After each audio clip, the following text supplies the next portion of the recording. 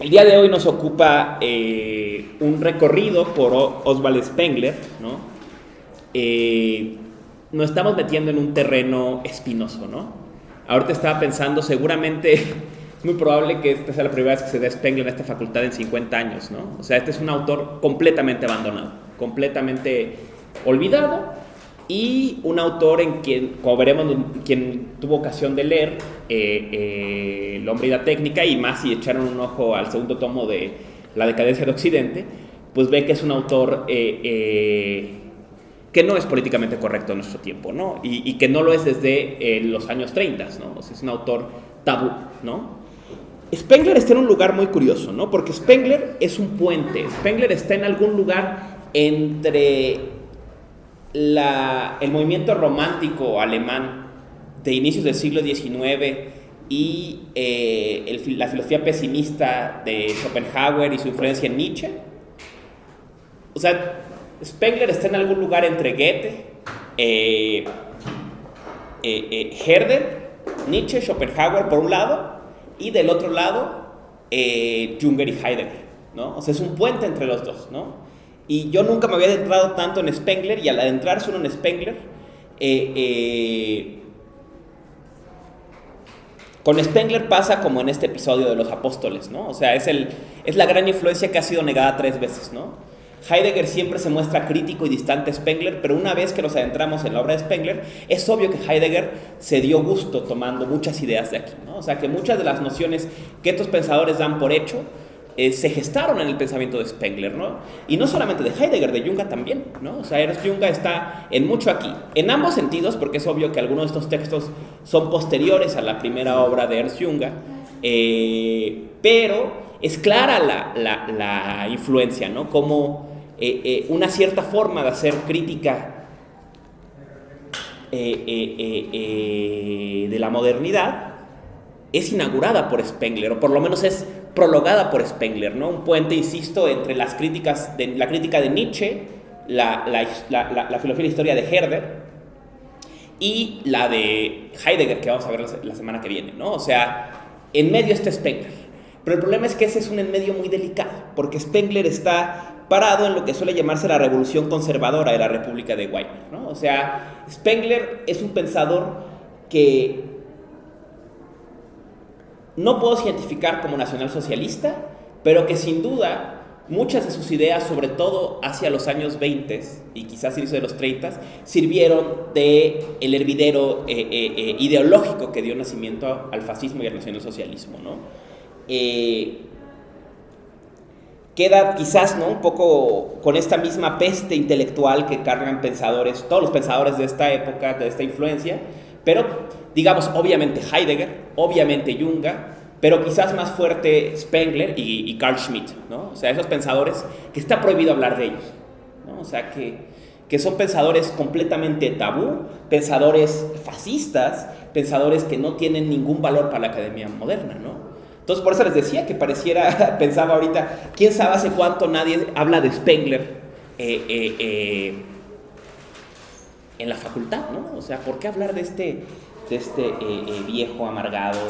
¿Qué lugar tiene este pensamiento, ¿no? Pero es curioso, insisto, ¿no?, encontrar este puente, ¿no?, entre la crítica a la modernidad de la tradición romántica y la crítica a la modernidad de igual de un corte, aunque no le guste romántico, de Junga y Heidegger, ¿no? Y además va a ser una obra sobremanera influyente, ¿no?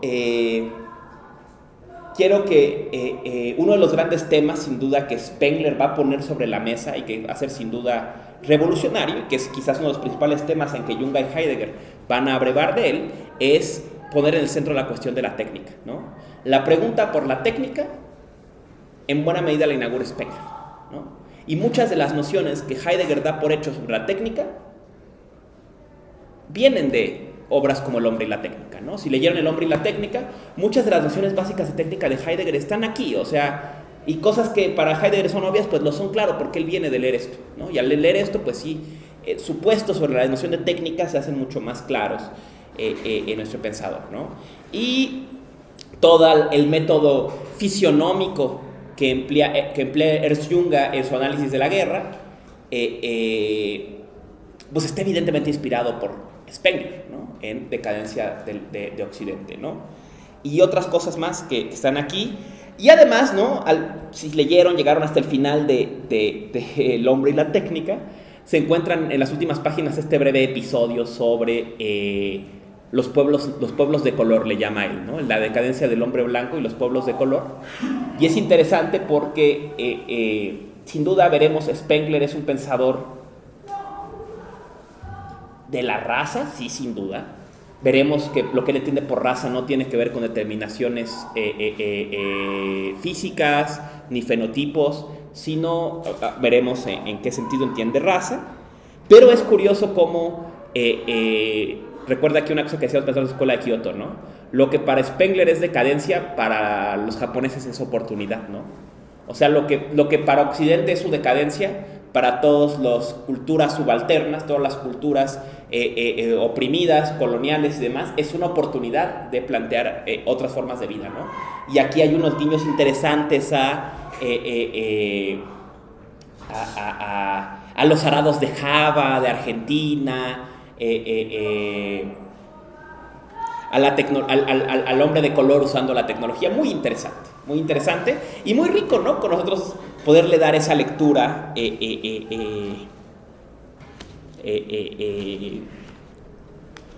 positiva quizás a esta decadencia detectada por Spengler, ¿no? En fin, entro de lleno, ¿no? Decadencia de Occidente, voy a hacer una breve presentación de Decadencia de Occidente para luego entrar a leer con más cuidado El hombre y la técnica. Es una obra en 2 tomos que aparece en el contexto de la Primera Guerra Mundial, ¿no? El primer tomo empieza a editarse desde 1911, pero aparece al final de la guerra. Poco antes del final de la guerra se hace público el primer tomo de Decadencia de Occidente, pero pasa algo muy curioso, que se vuelve un bestseller de la época, ¿no? Entonces, este libro no es raro que sea influyente de la escena intelectual, ¿no? Se habla de las posiciones spenglerianas de la primera guerra de la época de entreguerras, pues nacen de que este libro va a remover el ambiente intelectual, ¿no? Leyéndolo con cuidado, uno en parte puede preguntarse por qué, porque no es muy claro qué es lo que llamó tanto la atención ese libro, pero quizás solo el título provocador de la decadencia de Occidente después de la Primera Guerra Mundial fue suficiente para estremecer el ambiente académico, y entonces pues no es de extrañar que haya habido este abrevar de esta obra, ¿no? tan importante, sobre todo en estos 2 pensadores que ya mencionamos, que son Heidegger y Junger, ¿no? Estos 2 pensadores que van a estar en este momento formándose, todavía van a estar antes de sus primeras grandes publicaciones. Heidegger obviamente, Junger incluso también, ¿no? Él empieza a publicar después de la Primera Guerra Mundial sus obras decisivas, pues que estén influidos por Spengler, ¿no? Vamos a ver, ¿no?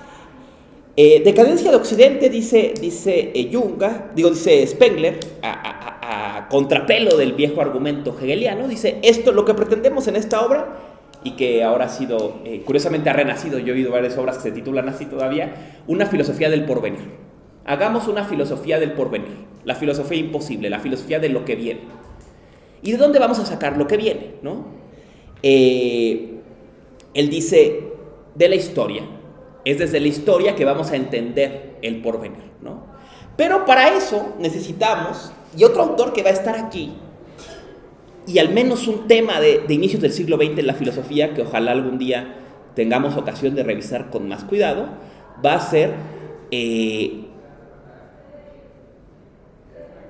otro autor y otro problema que estar aquí, va a ser el problema del tiempo y la historia. ¿Qué es el tiempo, no?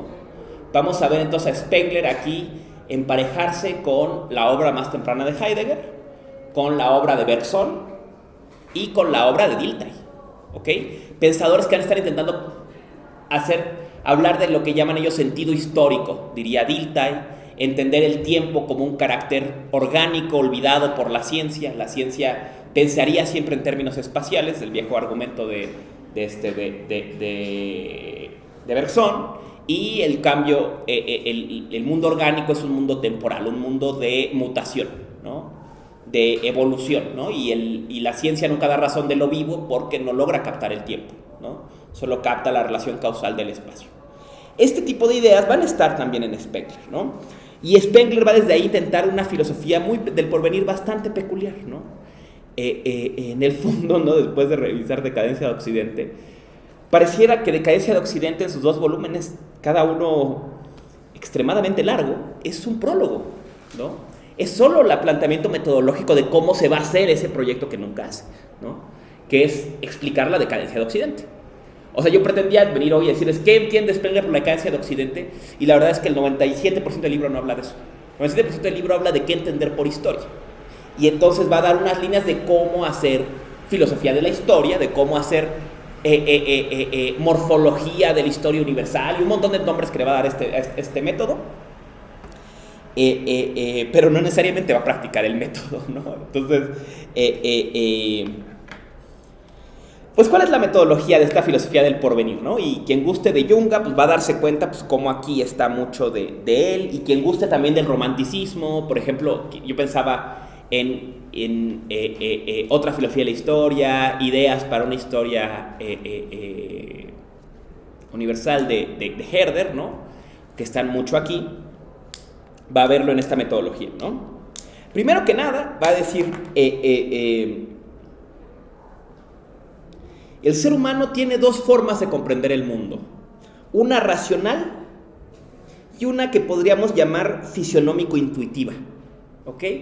Esta idea es una idea que está muy presente en el pensamiento romántico. Ustedes saben, el romanticismo se forma en buena medida, al menos en filosofía, como movimiento reactivo a la Ilustración, ¿no? Y en esa reacción, mientras que la Ilustración va a ser una apología del pensamiento racional, el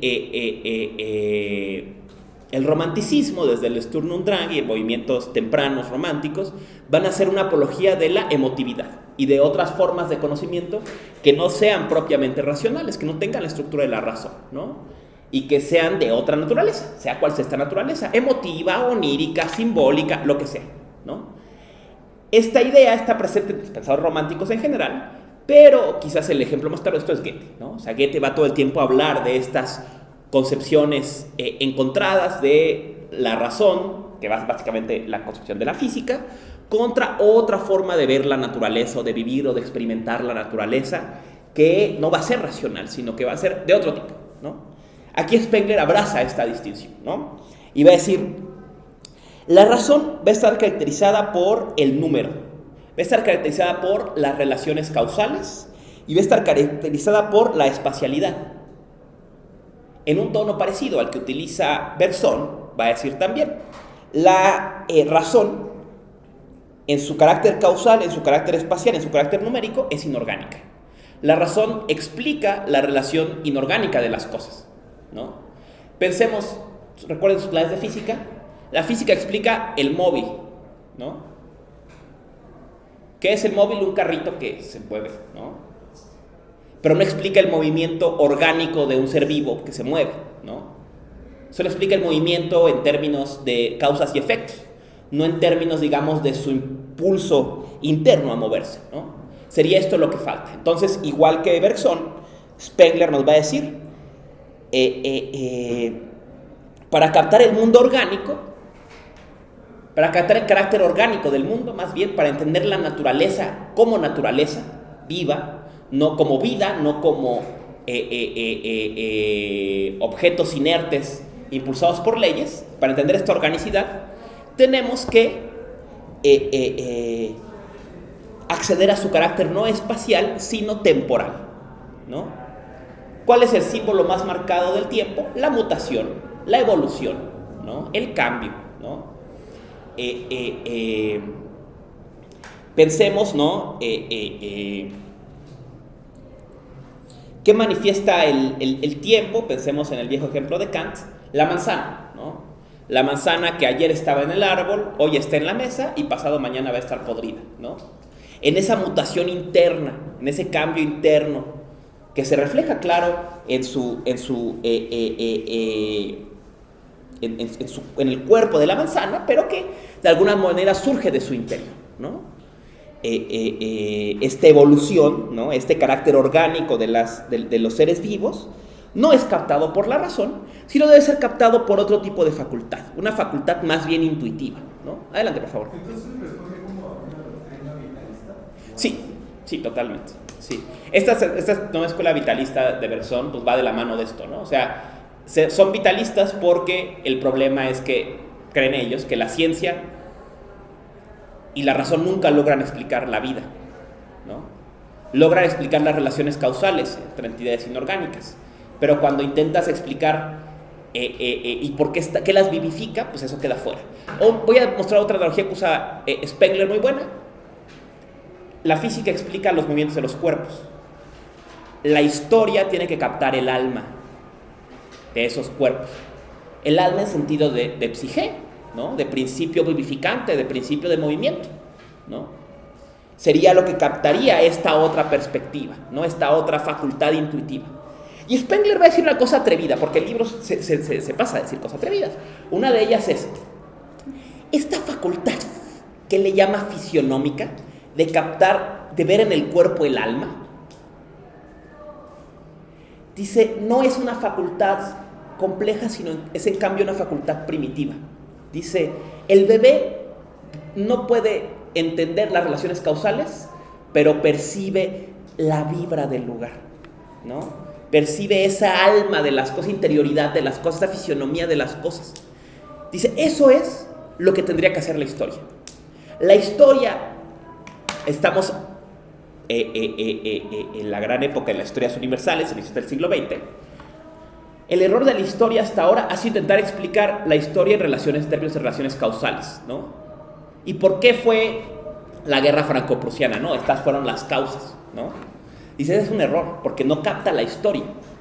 Lo que la historia debe captar, dice Spengler, no es un montón de datos sobre qué pasó, ni englobar las relaciones causales, sino intentar captar el alma de los actores históricos. Lo que él va a usar dos palabras para ellas, un poco complejas, porque no son las expresiones cotidianas en el español, que es el sino o el hábito de las entidades históricas, que son las culturas, ¿no? ¿Qué es el sino o el hábito? ¿No? Sino, en esta acepción, se entiende como hado, destino, el griego daimon. Recordemos el famoso fragmento de Heráclito, el etos del hombre es su daimon. Eso es lo que está traduciendo aquí. Casualmente la tesis de doctoral de Spengler fue sobre Heráclito, ¿no? Está intentando captar el etos de un pueblo, el daimon de un pueblo, ¿no? El hábito, ¿no? Del que cuando le llama a este carácter hábito, está usando una acepción muy rara que yo tuve que investigar para entender este texto, que es una acepción de la botánica, el hábito de una planta. Según la RAE, el hábito de una planta es la disposición fisionómica de la planta, o sea, el largo de su tronco, sus hojas y las posibilidades que eso tiene, ¿no? Volvamos a la analogía. Lo que piensa Spengler entonces es que lo que la historia debe de hacer es captar el hábito de los pueblos, o sea, cómo se pueden desarrollar, qué pueden hacer, hasta dónde pueden llegar, qué pueden lograr, ¿no? Y su sino, que sería otra acepción de lo mismo, su destino, ¿no? Su daimon, ¿no? Supone él entonces que los pueblos tienen su propia un carácter orgánico y entonces pues tienen una hacia dónde van, ¿no? Eso sería lo que la historia debería captar, ¿no? ¿Cómo lo capta? Desde un estudio fisionómico, o sea, analizando cómo funciona ese pueblo, su estructura, sus expresiones, su cuerpo, dice él, y en ese estudio del cuerpo intentar captar su alma, o sea, cuál es su misión, hacia dónde va. Estamos parados en 1911, 1912, pero no es de extrañar que esto se colara a la propaganda nacionalsocialista, ¿no? Pero sería esa la idea, ¿no? Dice él, avanzando con esta idea de la fisionomía, ¿no? Hay otra cosa que dice interesante, dice, mientras que la razón es propia de la vigilia, esta percepción fisionómica del sino es propia del sueño y de las imágenes, ¿no? Una noción típica del romanticismo va a ser la noción de imagen, ¿no? Cuando tú ves una imagen, no captas su elemento, sino captas un sentido de todo, cómo te hace sentir, ¿no? Piensa en un sueño, ¿no? Cuando soñamos, no se nos explica todo lo que pasa. Estamos echados en una situación que para nosotros ya tiene sentido en el sueño, ¿no? Percibimos si es de ansiedad, miedo, goce, ¿no? Todas estas sensaciones son el mood del sueño. ¿Cuál es el inicio del análisis de los sueños en el psicoanálisis? ¿Cómo te sentías? No, es que soñé que... ¿Y cómo te sentías? Diría Spengler, lo que están preguntando es por el sino del sueño. ¿Cuál es el mood del sueño? ¿No? Esa facultad de captar ese mood es lo que debe hacer la historia, piensa Spengler, ¿no? Captar el carácter, ¿no? de los pueblos, ¿no? Esto toca el siguiente punto metodológico. Y esta es una idea importantísima porque va a ser uno de los supuestos fundamentales del pensamiento de las distintas formas que ha adoptado el fascismo, ¿no? Y es lo que yo llamé en un análisis la metáfora orgánica del pueblo, o la analogía orgánica, ¿no?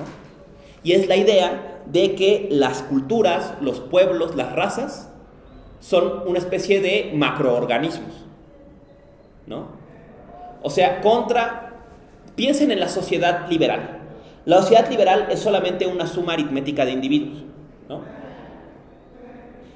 Constituida por ciertas leyes, lo que sea, ¿no? Mientras que el pueblo o la comunidad propia de este discurso nacionalista y eventualmente el discurso fascista es una entidad propia, toda ella, ¿no? Es un gran cuerpo, digamos, ¿no?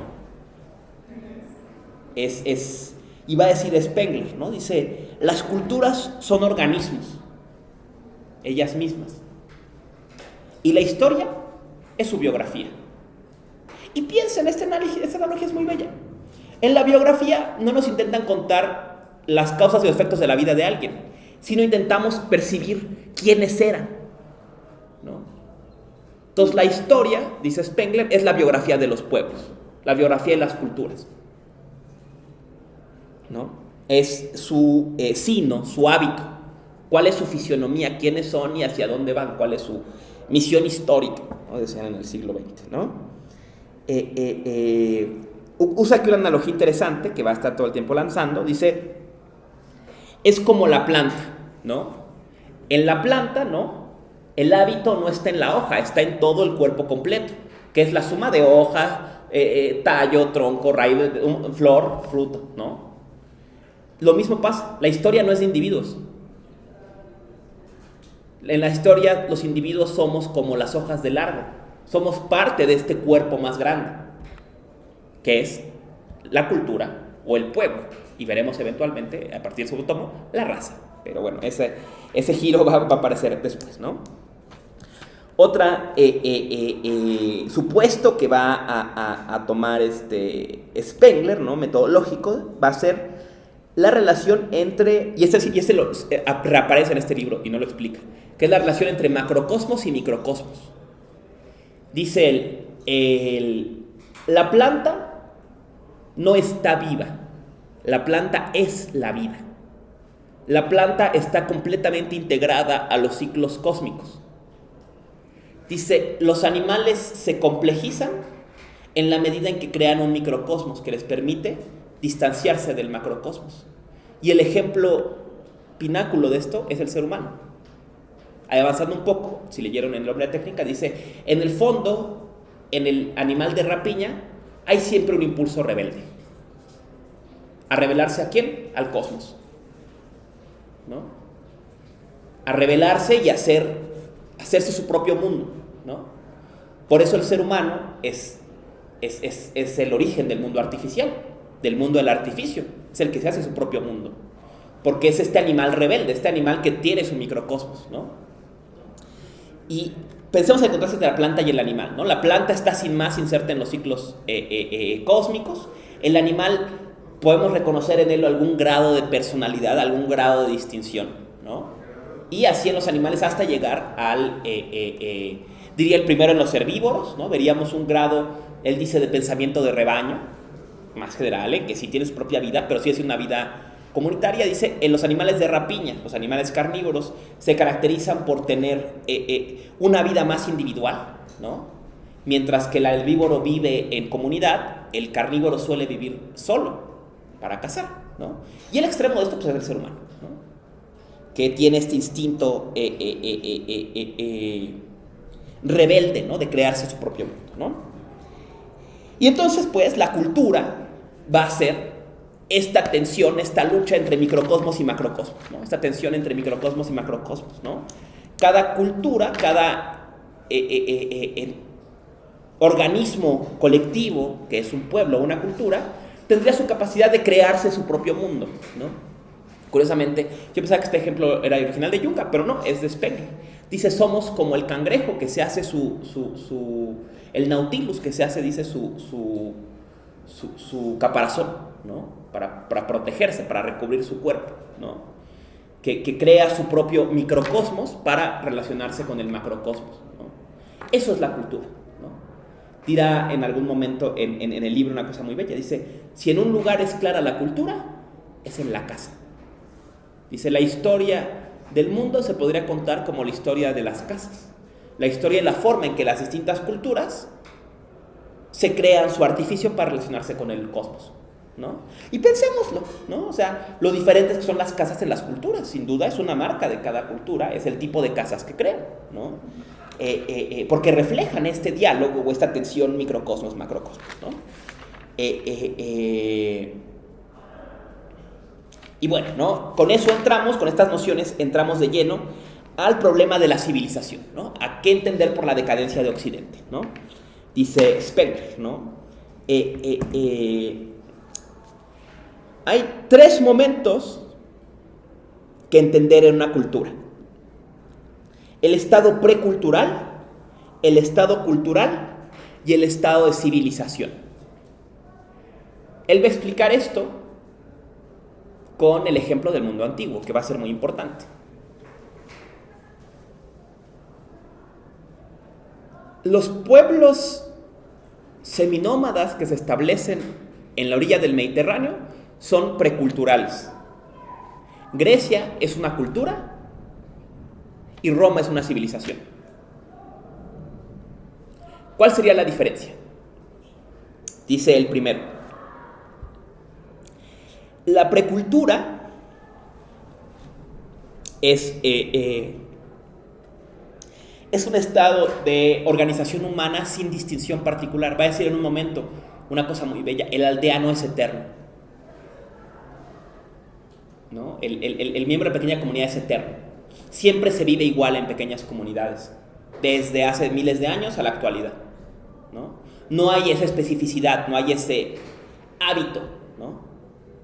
Dice, el hábito nace en la ciudad, cuando crean la ciudad, y entonces nace la cultura, que va a dar sus frutos o sus manifestaciones, que son la religión, la política, la economía, ¿no? Y eventualmente, dice, la cultura entra en un proceso de decadencia en que se va a complejizar cada vez más, va a crear estructuras cada vez más complejas de organización. Dice, estructuras muertas de vida, se va a jerarquizar cada vez más y se convierte en una civilización, ¿no? Piensen, insisto, en el contraste entre Atenas y Roma, ¿no? Roma era mucho más grande, pero en el fondo, y claro, estamos haciendo una caricatura del fenómeno, ¿no? Pero hay esta idea de que la cultura romana es una cultura del recalentado de la cultura griega, ¿no? O sea, que es solamente la cultura griega llegada al extremo y casi al degenere de esa cultura, ¿no? O sea, como a la caricatura. Y ahora aquí viene algo importante donde tenemos lo poco que explica sobre la decadencia de Occidente, ¿no? Dice, Occidente hoy en día es una civilización. Aquí está calcando a Herder, ¿no? Herder dice lo mismo en otra filosofía histórica, ¿no? ¿Qué quiere decir eso? Que estamos en decadencia. ¿Por qué Occidente está en decadencia? Porque es una civilización. Una civilización que se está desintegrando, que se está jerarquizando cada vez más, que se está complejizando cada vez más y que ha perdido todo impulso de crear. Digamos, Occidente ha llevado a su límite una idea de Heidegger, que Heidegger le va a piratear a Jung, a Spengler, ¿no? La decadencia de Occidente implica el acabamiento de sus posibilidades de hacer algo nuevo en cultura, ¿no? Entonces solo le queda revolver lo mismo, ¿no? Y estamos pues en una civilización, dice él, de formas muertas, ¿no? Una civilización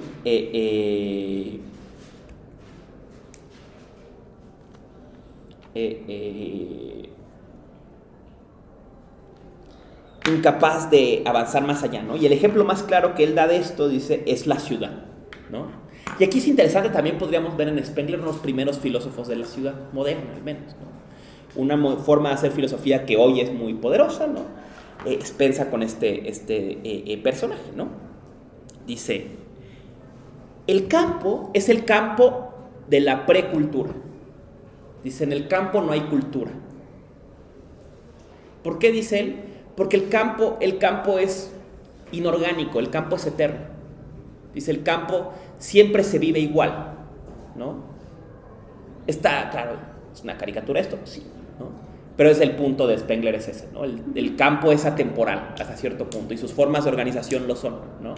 Y por eso en este tipo de organización vemos cómo este tipo de organización coinciden en todo el mundo, ¿no? Y en distintas épocas.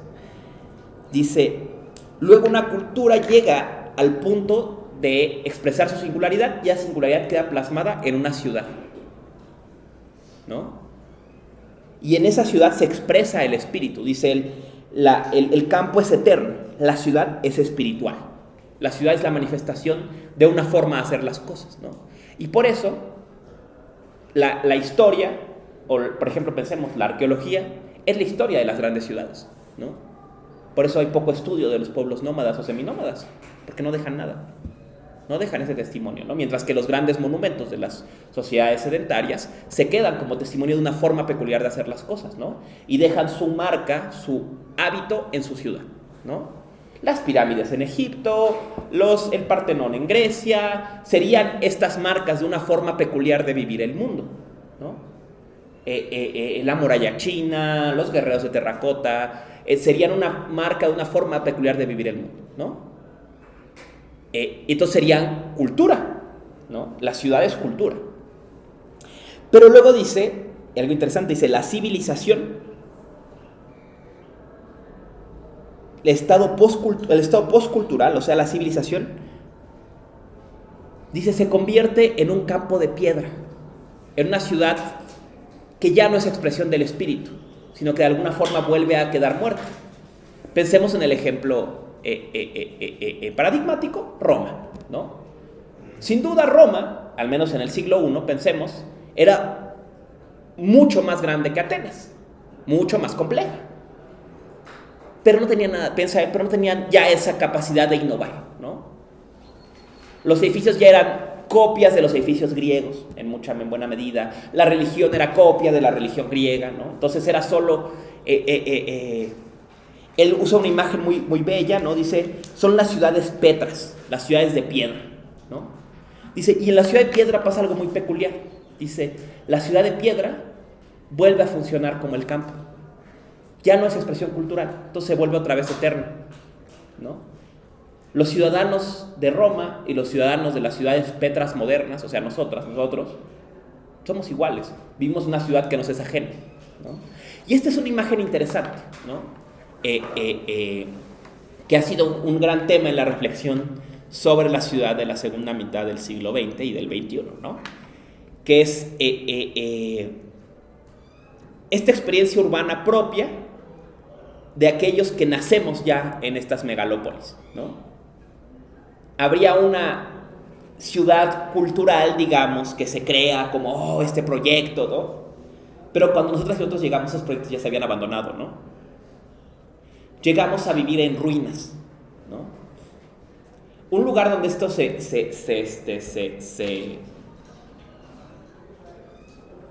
y bueno, podemos ver esta relación, ¿no? Y entonces la ciudad, contra este esfuerzo creativo de esta ciudad cultural, ¿no? En que expresa nuestro espíritu, la ciudad para estos habitantes de la ciudad Petra, en términos de Spengler, se nos presenta como algo ajeno, como algo hostil, ¿no? Como algo que alguien más controla, como algo que seguro estuvo muy bien antes, pero ya no, ¿no? Como si nos instaláramos en las ruinas de un proyecto civilizatorio que ya acabó, ¿no? Y la próxima vez que se paseen por una unidad de Infonavit, piensen en eso. Están en las ruinas de un proyecto civilizatorio que ya no.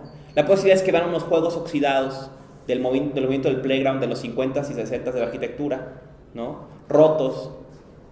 Sientan esta sensación, ¿no? Y no es curioso entonces que la segunda mitad del siglo XX, inicios del XXI, abra espacio a un montón de prácticas urbanas de ocupación del espacio público, ¿no?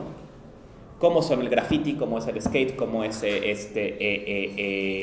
la toma de casas, ¿no? Todos estos movimientos son movimientos pues, de intentar reapropiarse de una ciudad abandonada, de una ciudad en ruinas, ¿no? Es en las ruinas pensando, por ejemplo, en el caso del graffiti, ¿no? Es en las ruinas de un proyecto civilizatorio colapsado en la ciudad de Nueva York que se convierte en esos espacios en lienzos para escribir, ¿no? Las paredes de las fábricas, los trenes, el sistema de transporte ineficiente se convierte. Estaba oyendo un podcast muy bueno sobre la historia del graffiti en San Francisco, ¿no? Y decían, en San Francisco, una de las diferencias del graffiti en Nueva York y en San Francisco es la relación con el transporte público. El graffiti de finales de los 70s en Nueva York va a tener como ejemplo paradigmático las piezas en trenes, ¿no? La toma de los trenes de Nueva York son bastante viejos, circulan casi toda la noche y es relativamente fácil brincarse y pintarlos, ¿no? Entonces las piezas emblemáticas eran esas, ¿no? Mientras que en San Francisco no había sistema de metro, ¿no? Pero como San Francisco es tan pequeña y la gente se veía forzada a llegar desde lejos, particularmente en las periferias como Oakland, para llegar a donde fuera que fueras, tenías que tomar al menos 2 o 3 camiones. Entonces ellos crean una cosa que le llaman el bus hopping. Bus hopping es tomar un montón de camiones, ir cambiándote de camión cada parada y pintarlos todos, ¿no? Entonces, mientras que las piezas grandes se popularizan en Nueva York, los tags se popularizan en San Francisco, porque es la pieza que se puede hacer en el camión, ¿no? Y el bus hopping se vuelve la marca del graffiti de San Francisco, ¿no? Pero vemos cómo esta relación hostil con la ciudad, ¿no? Esta ciudad Petra, ¿no? Esta ciudad hostil, esta ciudad que ya no crea cultura, intenta ser resignificada por estas personas que la habitan. Pero bueno, esto Spengler no lo vio, ¿no? Volviendo un poco a Spengler, ¿no? Dice él, es un ejemplo interesante. Perdón, adelante. Adelante, por favor, ¿quién quiere? Sí. Solo quería preguntar cómo, por ejemplo, con las ciudades que se vuelven ruinas, tienen como este potencial del turismo, ¿no? Entonces, ¿qué pasa en eso? Así se genera una nueva cultura encima de ellas, ¿no? Es una pregunta muy pertinente la que haces, ¿no? Y se abre... ¿Qué pasa, ¿no? Con estas ciudades muertas, ¿no?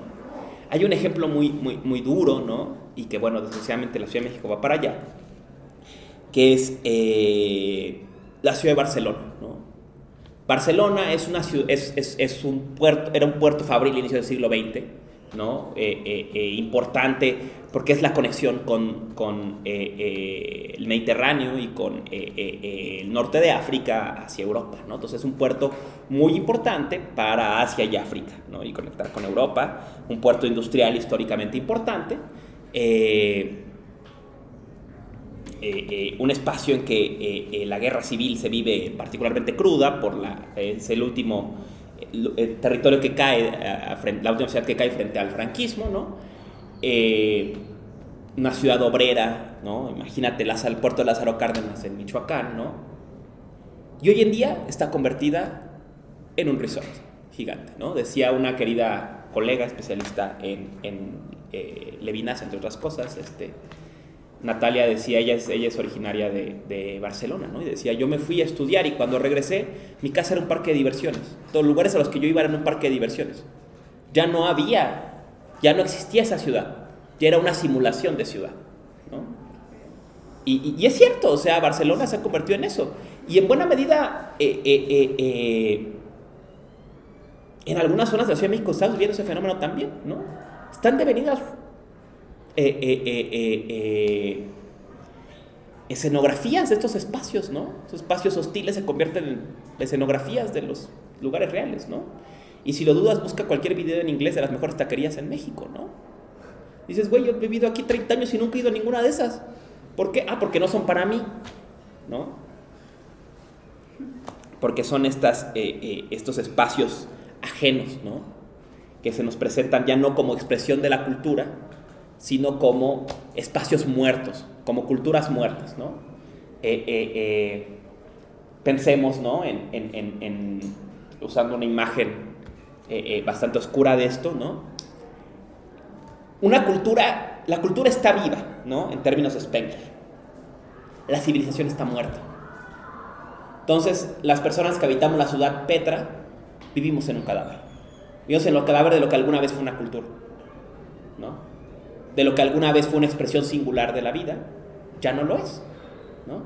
Y piensen, ¿no? Ustedes intentando darle vida moderna a este texto en la crítica, en la filosofía sobre la ciudad, ¿qué significaría que la ciudad Petra sea que igual que el campo siempre sea igual?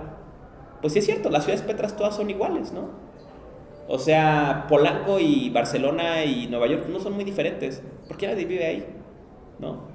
Vamos a ver los restos de lo que alguna vez pasó, ¿no? Y donde estuvieron esos espacios, y uno va, ¿no? Que decía, uno va idealizando, ¿no? La singularidad de esas ciudades. Supongamos que viajas a Nueva York y quieres encontrar los restos de la cultura alternativa de los 70, si quieres ir a CBGB's, bueno, CBGB's es una tienda de ropa de lujo, ¿no? Y siguen teniendo lo mismo, ¿no? Y tú vas a decir, ay, que aquí tocaron los Talking Heads y los Ramones. Pues sí, ahí está la escenografía de donde alguna vez pasó eso, pero todo eso ya no pasa ahí, ¿no? Ahora ha sido reemplazada por una tienda igual a la calle en Polanco, ¿no? Uno va, hay un ejemplo genial, ¿no? Uno de los sindicatos más poderosos de la CNT en Barcelona, que creo que es el sindicato de telecomunicación, no me falla la memoria, está en el centro, ahorita es la tienda de Lacoste. Y conservaron, una de las cosas características es que mientras existió el sindicato hicieron un bajo relieve de un obrero destruyendo al capitalismo o algo así, ¿no? Un mazo. Ahí está todavía. Y tú puedes, en tu turismo revolucionario, ir a buscar esa base del sindicato, y ahora es, ¿no? Yo alguna vez fui, ¿no? Y hay un libro muy bueno que les recomiendo, quien guste de la historia de la guerra civil, que se llama El corto verano de la anarquía. Es una biografía de Durruti contada a partir de fragmentos de entrevistas, muy, muy bello. Y en una parte cuentan el día anterior al levantamiento del 19 de julio, ¿no? Y relatan que después de todos los preparativos se van a encontrar en un departamento que está en el barrio de Clos, creo, no recuerdo en qué barrio está, pero el departamento de uno de ellos, y que se encontraron ahí, y ahí están esperando a que se levantaran las fuerzas de Franco y entonces ellos pudieran empezar la ofensiva, ¿no? Pues el departamento todavía existe, ¿no? Y ahí voy yo con mi libro y mi copia del libro buscándolo porque decía el número de la calle. Yo dije, bueno, pues si está el número de la calle la voy a encontrar. Y dice, ya había un parque de fútbol, entonces encontré el parque de fútbol. Me puse a buscar el departamento y cuando llegué pensé en la madre, ¿y ahora cuánto rentará este lugar, no? O sea, lo que antes fue no solo un sitio histórico, sino la vivienda de un obrero, bueno, creo que era, no sé quién era de ellos, pero creo que era, trabajaba en un cine, o sea, ahora es una vivienda de lujo, ¿no? Y ahí va uno a ver la fachada, dice, bueno, sí, esa fachada la vio Durruti seguro, ¿no? Pero ya que queda, ¿no? Esas cosas ya no pasan en Barcelona, ¿no? Ya está muerta esa singularidad, ya solo queda, esa ciudad queda igual, ¿no? Y creo que hay algo de riqueza todavía, ¿no? A rescatar en este concepto de ciudad Petra, ¿no? De ciudad de piedra de Spengler, y que por cierto en El hombre y la técnica reaparece, ¿no? Para terminar, ¿no? Este recorrido por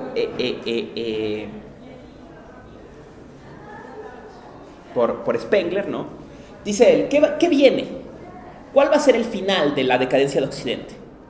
Y él dice, viene una guerra. Dice, una guerra de sangre contra dinero, ¿no? Va a ser, dice él, una guerra entre el capitalismo y un fenómeno que él llama el cesarismo. Una guerra entre el capitalismo y el cesarismo. ¿Qué es el cesarismo? La aparición de un tirano, de un César. ¿Qué está haciendo? Una analogía directa con Roma, ¿no? Que viene en Occidente, y estamos parados aquí en 1920, ¿no? Dice, viene el fin de la democracia y el nacimiento de los estados totalitarios, de líderes carismáticos que vayan a intentar imponer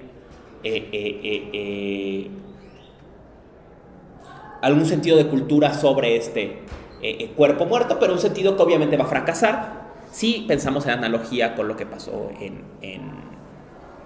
en Roma, ¿no? O sea, sería Alemania una nueva Roma, ¿no?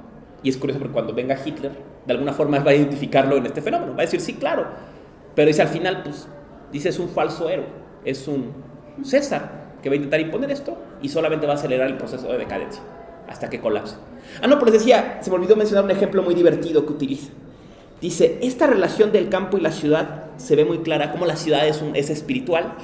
Dice, cuando cayó Roma, los pueblos germanos no se instalaron inmediatamente en la ciudad, acampaban afuera, porque no estaban todavía listos para la ciudad, digamos, ¿no? Y es muy interesante esta retirada de la ciudad, ¿no? El significado de esta retirada de estos espacios urbanos, ¿no? También puede pasar que la ciudad no esté lista para ellos, ¿no? Como la xenofobia que ahorita los gitanos se esperan a la ciudad, ¿no? Uh-huh. No, yo pensaba también todo este movimiento cultural que hay actualmente de la huida de la ciudad, ¿no? Toda esta idealización del off the grid y de vivir en una camioneta y de irte a vivir a una montaña, ¿no? ¿Qué tanto no es esto en términos spenglerianos, una muestra de esta decadencia de Occidente, ¿no? De la huida de la ciudad, ¿no? De la huida de la cultura y diría Jung, al lugar que no está todavía corrompido por la sociedad moderna, ¿no? Estos fenómenos de huida que están presentes también en esta época, ¿no? Es el nacimiento de este movimiento del regreso al campo en Alemania y todo este rollo tendrá que ver con estos fenómenos de fuga, de intentos de huida, ¿no? Y bueno, mencionar que entre el tomo 1 y 2 de Decadencia de Occidente median más o menos unos 5 o 6 años, ¿no? Se publica a mediados de los 20 y que el segundo tomo se hace ya siendo un bestseller y que curiosamente vemos que el segundo tomo Spengler reemplaza el concepto de cultura por el concepto de raza, ¿no? Ahora, ¿no? Esto es un salto peligroso, o sea, porque el concepto de raza no aparece en el primer tomo y en el segundo tomo toma el mismo rol que el concepto de cultura, o sea, ¿qué pasó ahí, no? Pero es algo muy curioso. La noción de raza de Spengler no es una noción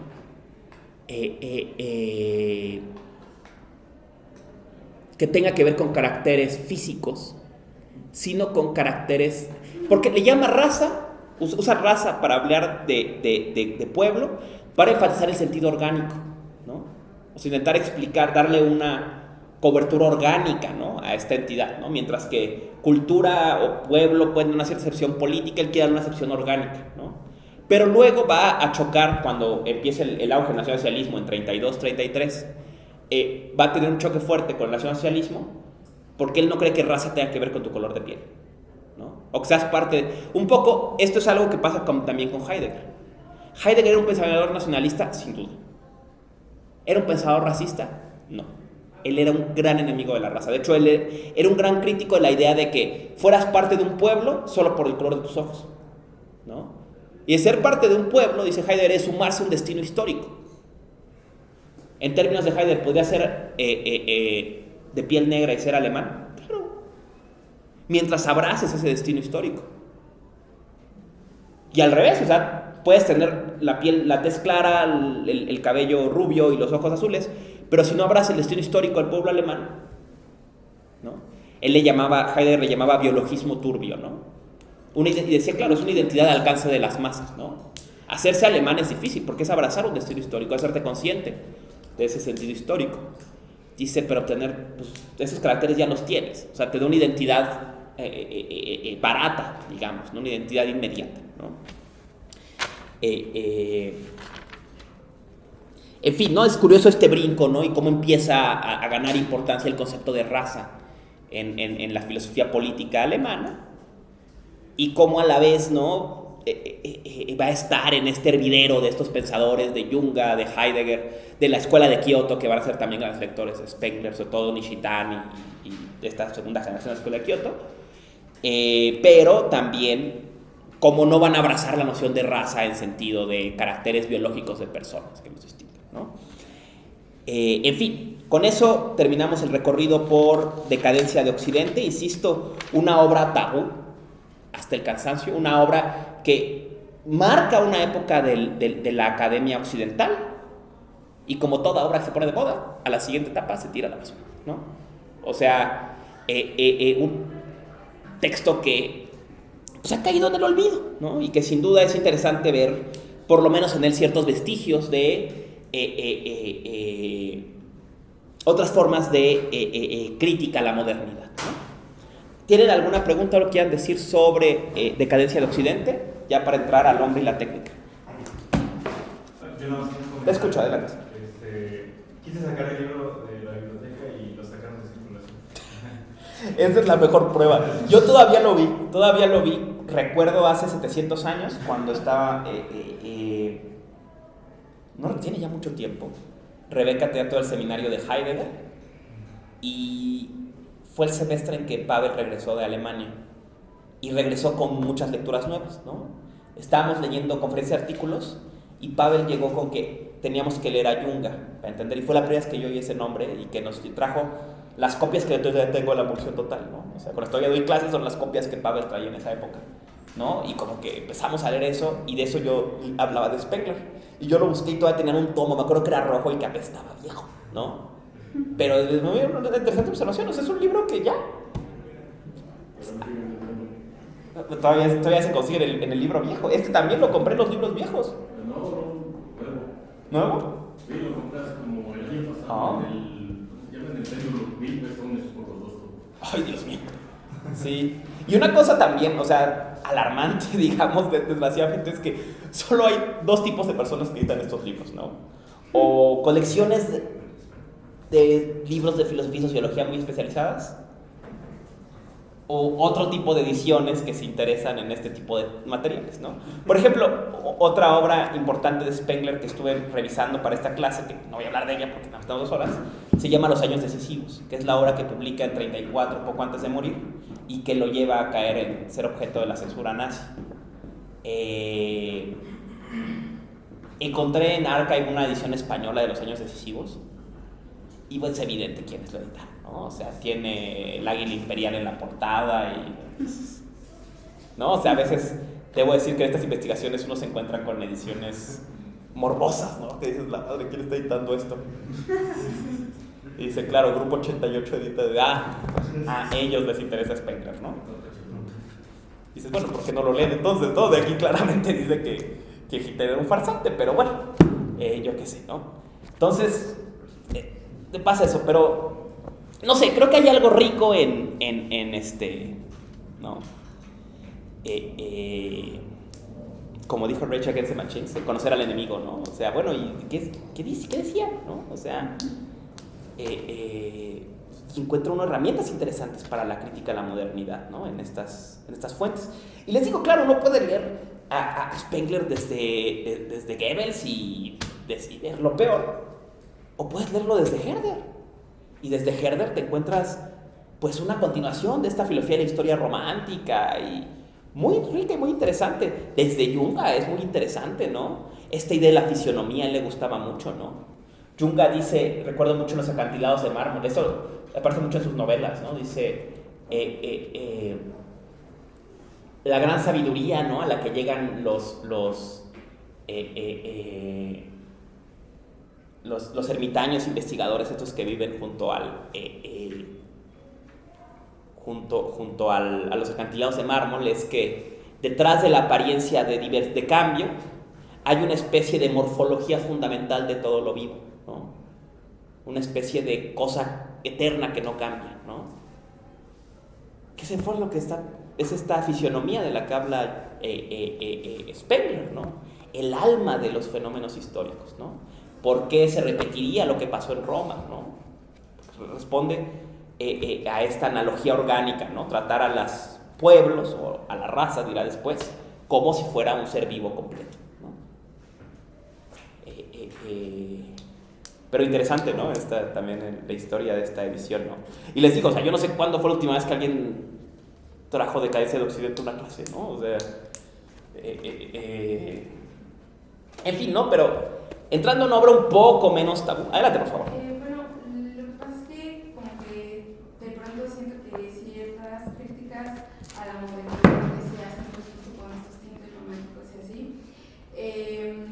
como que parece que empiezan a dibujar ahí una especie de figura nostálgica del pasado y así, que no me termina de agradar, sobre todo como en estos tiempos en donde escucho mucho alrededor como este discurso sobre no hay futuro, no hay esta clase de cosas. Entonces como que de pronto siento que hay algo ahí que no me agrada de todo. Una percepción muy pertinente, sin duda, ¿no? O sea, el relato romántico, una de las características del relato romántico es la idealización de los ídolos, ¿no? Hay que reconocer, ¿no? Que, sobre todo si leen otra filosofía de la historia de Spengler, de Herder, lo que el romanticismo logra rescatar, la historia de corte romántico logra rescatar es el pasado, el valor del pasado, ¿no? En la historia ilustrada, el pasado es la forma burda del presente, ¿no? Dice Voltaire, ¿no? La historia es el libro de los errores, ¿no? De todo lo lejos que hemos estado de llegar al estado ilustrado, ¿no? Lo que Herder va a decir es, no, cada época histórica tiene su singularidad, tiene su cima que solo esa época pudo alcanzar, ¿no? Dice, es como, usar una analogía que luego Spengler rescata, dices, la historia es como un fenómeno orgánico, es como las edades de los seres humanos, ¿no? No es la vejez el fin de la vida humana y la infancia un estado subdesarrollado. La infancia tiene su cima, la juventud tiene su cima, la adultez tiene su cima y la vejez tiene su cima, ¿no? Tiene sus cosas que ninguna otra época tienen y sus defectos que ninguna otra época tiene, ¿no? Dice, la historia es igual, ¿no? Cada cultura tiene una cosa que solo esa cultura logra y que queda ahí para siempre, ¿no? Y que es, diríamos en términos modernos, inconmensurable con las demás, ¿no? No hay una acumulación. Pero sí, sin duda, que corre el riesgo de caer en una idealización de los ídolos, ¿no? Y notemos cómo pensadores de inspiración romántica como Heidegger se les cuela esa idea, ¿no? Esa idealización del primer comienzo, de lo que cae cerca de su origen se mantiene fiel a su logos, decía Hölderlin, ¿no? O sea, esta idealización de un Sido que veremos, justo vamos a ver en el curso a un pensador japonés que se llama Hitsumatsu Shinichi, y Hitsumatsu critica eso de sus contemporáneos, dice, ¿qué esperan buscar en los antiguos? O sea, dice, la modernidad no se supera con la premodernidad, se supera con la posmodernidad, se supera con una modernidad profundizada, digamos, ¿no? Una modernidad que abraza también los ídolos, ¿no? Pero no simplemente es un regreso, ¿no? Y es curioso porque, por ejemplo, en que es El hombre aténico de tus ensayos, uno de los otros ensayos es un ensayo breve que se llama Pesimismo, con signos de interrogación. Y es un ensayo autocrítico en que Spengler vuelve sobre la decadencia de Occidente. Y es una cosa curiosa, a mí me han preguntado mucho si esta es una obra pesimista. Y dice una cosa que también Heidegger le va a piratear. Dice, estas consideraciones están más allá del pesimismo y del optimismo, ¿no? Dice, yo no estoy diciendo que la decadencia de Occidente sea mala, ¿no? Estamos aquí presentes en un problema, como les decía, que veremos también con Benjamin. Cuando Benjamin dice, vamos a describir el potencial político de la obra de arte reproducida técnica, cómo la reproducción técnica libera el potencial político de la obra de arte. Lees el ensayo y dices, bueno, ¿y es bueno o malo el potencial político? Nada, las dos, ninguna de las dos, ¿no? O sea, su potencial político se libera en cualquier sentido, ¿no?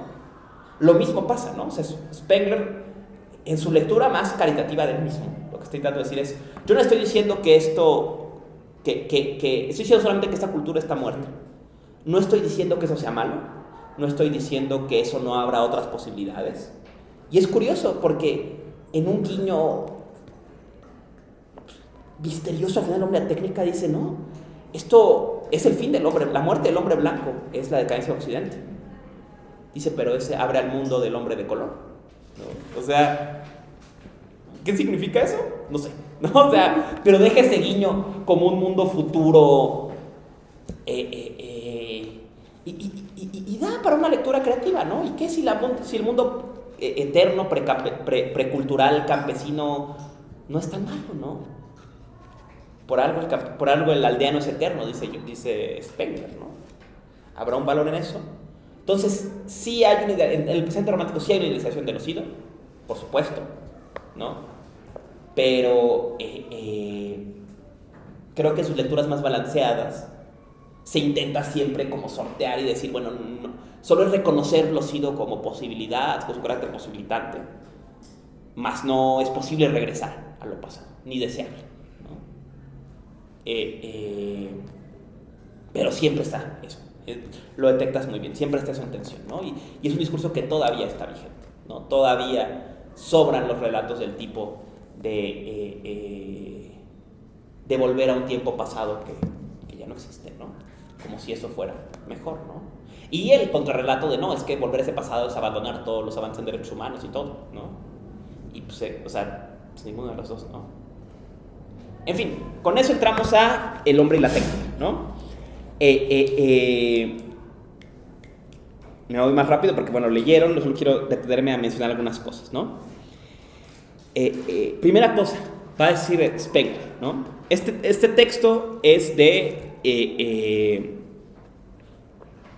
si no me equivoco, es de finales de los 20, inicios de los 30, este ensayo, El hombre de la técnica. Entonces es una reformulación posterior, ¿no? De su posición sobre la técnica que ya está atisbada en Decadencia de Occidente. Dice, la técnica no había sido tema en la filosofía hasta el siglo XIX. Dice, tuvo la técnica que imponerse a la agenda intelectual para dirimir problemas filosóficos. Dice, hasta que hubo ferrocarriles hubo que preguntarnos por el efecto de la técnica, ¿no? Pero es interesante, dice, la técnica, el pensamiento técnico, veremos, ¿no? La filosofía de la técnica, que es muy propia del siglo XX, del siglo XIX y XX, ¿no? Revoluciona la forma en que entendemos la propia subjetividad, ¿no? Si entendemos al ser humano como el animal racional, topamos con el problema de que esta racionalidad es intangible. Pero si lo pensamos como el animal técnico, la racionalidad haya una expresión tangible, ¿no? Es un cambio de perspectiva, ¿no? Y pensemos en los autores de la filosofía técnica como Marx, ¿no? Es personas que la noción de técnica se les impone como un reto de su época, ¿no? Pensemos en este pasaje de manuscritos, ¿no? ¿Qué pasa en la fábrica? Que donde hay fábricas hay miseria, ¿no? O sea, está Marx preguntándose con la fábrica ya ahí, ¿no? O sea, ¿y esto qué es, no? Entonces dice, vamos a intentar entender qué es la técnica y qué es la técnica humana, ¿no? La pregunta del Prometeo va a reaparecer aquí, ¿no? Dice, primera que nada, dice, frente a la técnica ha habido dos actitudes. Una actitud idealista, que es una actitud que tiende, y yo puedo decir una actitud romántica, que tiende a ver la técnica como lo peor y tiende a darle un carácter positivo, y la actitud materialista, que tiende a ver en la técnica una cualidad liberadora, ¿no? Dice, ambas posiciones las vamos a abandonar, ¿no? Y vamos a ir deconstruyendo algunos mitos de la técnica. Primer mito que va a intentar deconstruir y que solo apunta y que creo que es muy poderoso. Dice, ¿las máquinas sirven para hacer la vida más fácil? Adelantemos, piensa Spengler, no. Este fue un problema, por ejemplo, que también presentó el marxismo, ¿no? Stefan Garner solía decir, después de 150 años de revolución industrial, el ser humano moderno trabaja 4 o 5 veces más que el campesino del medievo, ¿no? Entonces la técnica no disminuyó la jornada laboral, sino en cambio la aumentó, ¿no? Está este texto el famoso texto de Bullshit Job, ¿no? Este famoso ensayo, que parte del mismo argumento, ¿no? Decía, Decía, los viejos economistas creían que el desarrollo técnico iba a hacer que la jornada de trabajo se redujera al punto de prácticamente desaparecer en el mundo desarrollado. Dice, hoy en 1980 y tantos nos damos cuenta que la jornada laboral no solo no ha disminuido, sino que ha aumentado. ¿Por qué? Dice, ¿por qué el trabajo aumenta a pesar de que las máquinas lo hagan más fácil? ¿No se supone que entre más tecnificación deberíamos trabajar menos? Dice, en cambio, no, trabajamos más. Entonces, ¿qué es el trabajo? ¿No? Y ahí acuña el concepto de trabajo de mierda, bullshit job y todas sus acepciones, ¿no? Entonces va a cuestionar ese mito, ¿no? Y luego va a empezar. Aquí vamos a leer la próxima semana la pregunta por la técnica. Quiero que tengan presentes estas caracterizaciones al leer la pregunta por la técnica y vean que no son gratis, lo que cosa que dice Heidegger. Primero que nada, la técnica no es moderna. Dice, la técnica es antiquísima. Esto mismo lo dice en Decadencia de Occidente. Dice, y otra cosa, la técnica no es humana. ¿No? Es una cosa interesante. ¿Hay técnicas no humanas? Va a decir él, sí. El tigre tiene una técnica para cazar. El ciervo tiene una técnica para comer o para esconderse. ¿No? El oso hormiguero tiene una técnica para conseguir hormigas. Otra cosa, dice, técnica no es lo mismo que herramienta. Muchas técnicas no tienen herramienta. Yo el semestre pasado di una conferencia sobre eso, ¿no? O sea, tendemos a confundir técnica e instrumento. Y no, la técnica es un tipo de actividad, no un tipo de instrumento. Y él da un ejemplo muy claro. Hay muchas técnicas que no tienen instrumento. Por ejemplo, dice él, la diplomacia, la abogacía, ¿no? Son técnicas, pero no tienen instrumento, ¿no? Y dice, ¿y el león qué instrumento usa para cazar?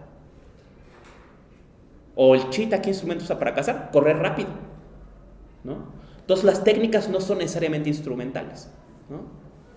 Dice, la técnica, dice, se refiere a una actividad orientada hacia un fin, ¿no? Y la técnica siempre tiene un carácter de lucha, ¿no? O sea, de modificar el medio, ¿no? Podríamos pensar que la técnica se inserta en esta tensión entre microcosmos y macrocosmos, ¿no? De la que habla adelante. Las plantas tienen técnica, quizás en Spengler no necesariamente, pero el animal sí. Y entre más sofisticado es un animal, entre más microcosmos tiene, más técnica tiene, tiene modos de interactuar con el medio, ¿no? Pensemos, ¿no?, en el perro que tiene su técnica, en el caso de mis perros, ¿no? Tiene una gran técnica para pedir su paseo, ¿no? No es una técnica instrumental, pero tienen una serie de prácticas enfocadas al fin de que lo saque a pasear, ¿no?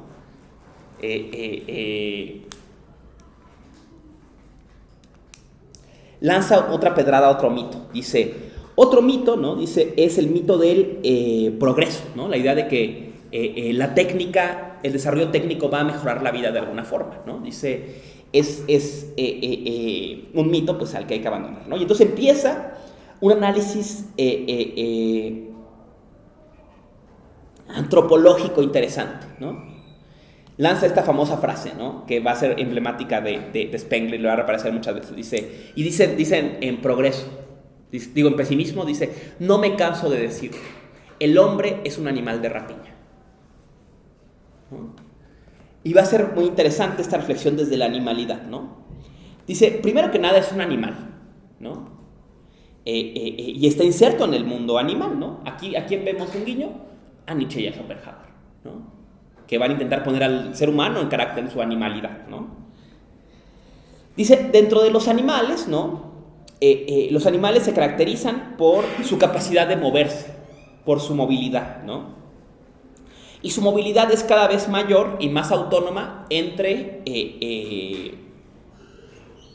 más tienen su propio microcosmos, ¿no? Dice, por ejemplo, dice, el animal herbívoro tiene una capacidad de moverse, pero suele moverse en rebaño. Pensemos en las cebras, los búfalos, las vacas, ¿no? Cómo suelen moverse en grupo, ¿no?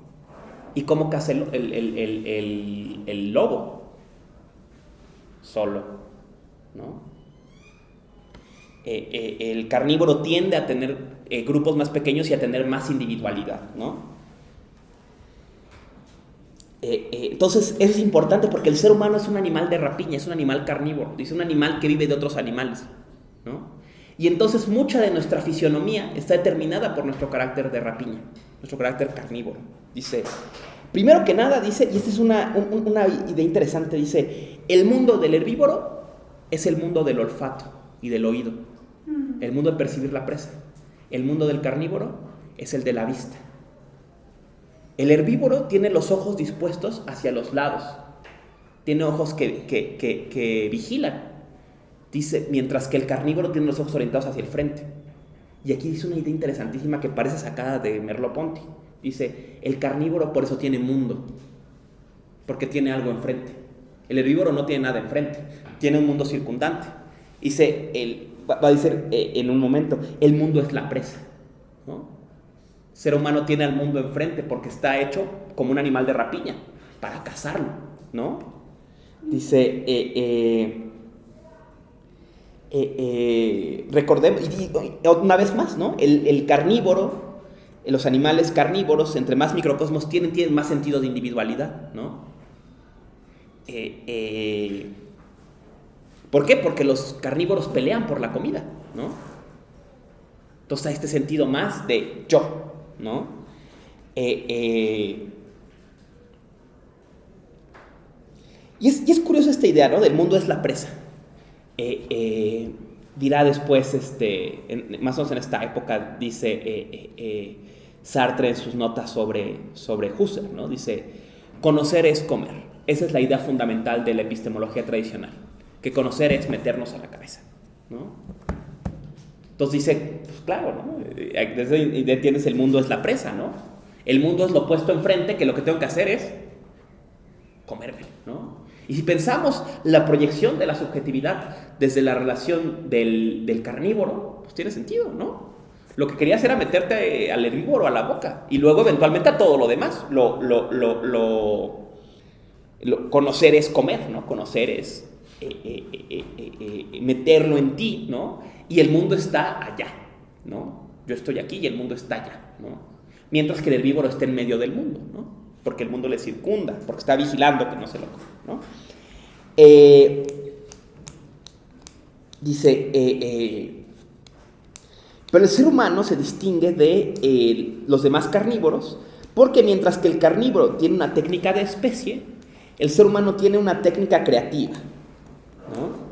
Una técnica que es capaz de readaptarse. Aquí vemos otra vez, va a aparecer una referencia al Prometeo, ¿no? El ser humano es capaz... Cada animal de rapiña tiene o las garras o los dientes, y el ser humano es capaz de hacerse sus garras, de hacerse sus dientes, de hacerse su pelaje, de hacerse su camuflaje, ¿no? De hacerse su caparazón, ¿no?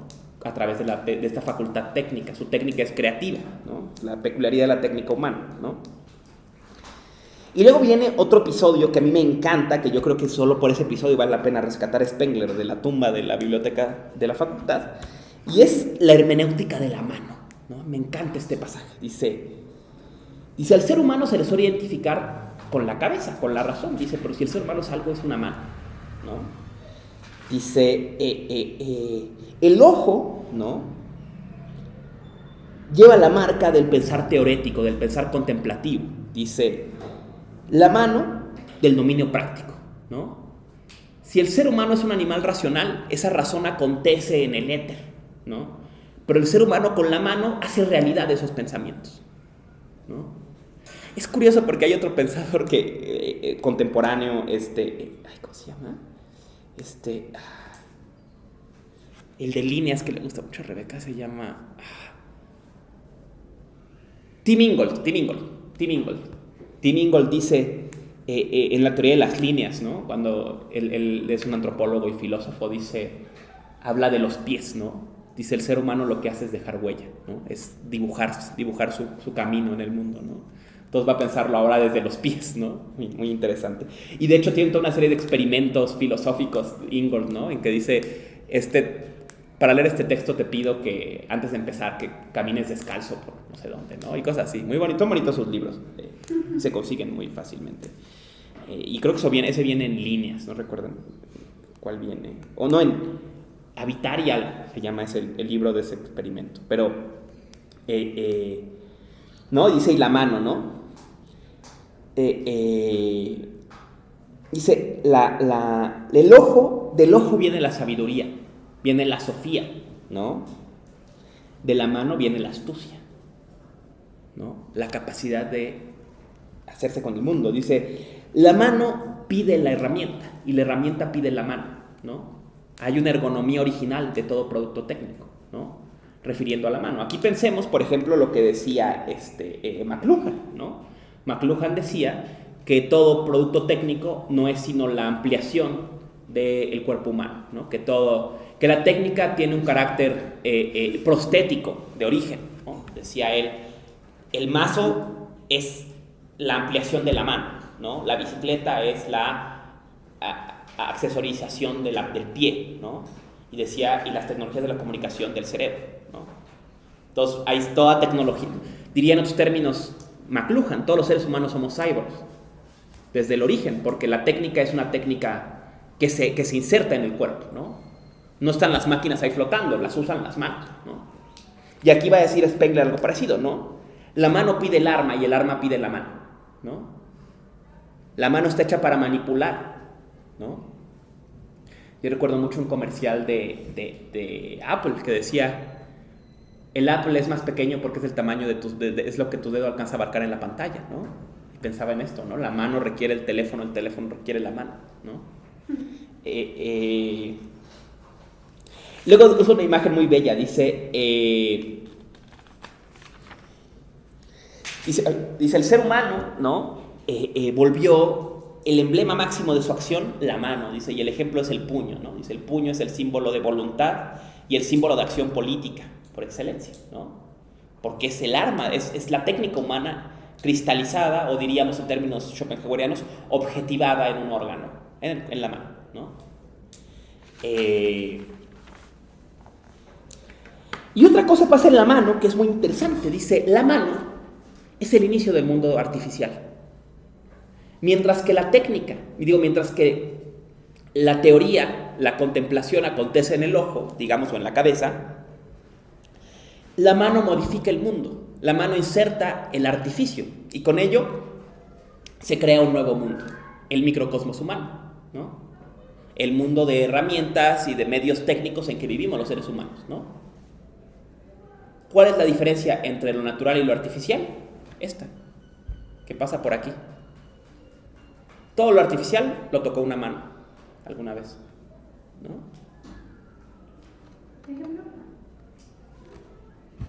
El plástico, ¿no? El artificio está en la mano, ¿no? La mano es el inicio del mundo artificial. Y es muy interesante porque el ser humano, al ser un animal de rapiña, con esta fuerte tendencia al microcosmos, ¿no? A tu propio mundo y a un mundo en tensión con el cosmos, requiere de su mundo artificial. El ser humano, insisto, como decía Spengler, como el Nautilus, se hace su propio caparazón para sobrevivir, ¿no? Y ese es el mundo artificial, ¿no? En que vivimos. El mundo de casas, de automóviles, de herramientas, ¿no?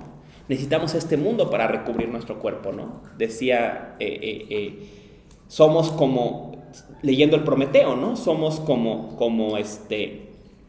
ostras, ¿no? Tenemos un cuerpo suave, pero que somos capaces de recubrir con este exoesqueleto técnico que es el mundo artificial, ¿no? El mundo del artificio, ¿no? Y dice, y en este carácter de rapiña del ser humano, en este carácter artificial del ser humano, dice, subyace una de sus características fundamentales, y es su rebeldía. El alma humana es un alma rebelde. ¿Por qué? Porque es un alma que rompe con el cosmos, un alma que se hace su propio mundo, un alma de un carnívoro, ¿no? Le damos otro sentido, al hombre es el lobo del hombre, ¿no? El hombre es carnívoro entre carnívoros, ¿no? El ser humano es carnívoro entre carnívoros, ¿no? Y por eso, ¿no? El reto de la vida colectiva y de la relación con el mundo, ¿no? Recuerdo mucho un pasaje de Nietzsche, ¿no? En Nacimiento de la Tragedia, ¿no? Tiene este pasaje en que habla sobre las dionisíacas, ¿no? Que es casi del segundo o tercer apartado de Nacimiento de la Tragedia, ¿no? Dice, y habla entonces de la fiesta de las dionisíacas, ¿no? Y cómo las dionisíacas se marcan por la embriaguez, se marcan por la música, ¿no? Y dice en un momento, y entonces en ese cenite embriaguez, en esta suspensión del orden apolíneo, del orden artificial, del dios de la escultura, ¿no? Dice, el ser humano, el hijo perdido, se reconcilia con la naturaleza.